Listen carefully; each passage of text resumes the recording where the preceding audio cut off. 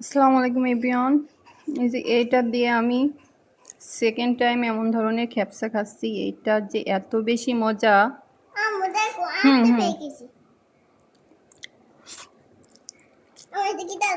আরবের বুকে এই খ্যাপসাগুলো খেতে যে এত মজা, আপনারা না খেলে বুঝবেন না।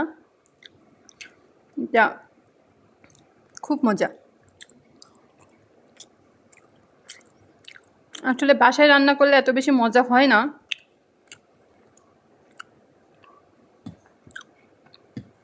এটা ছাগলের মাংস দিয়ে রান্না করা, এত বেশি টেস্টি। এখানেও কম মশলাই ব্যবহার করি, শুধু মাংসটা রান্না করার জন্য একটু। এই যে এত বেশি সফট, খেতে অসাধারণ।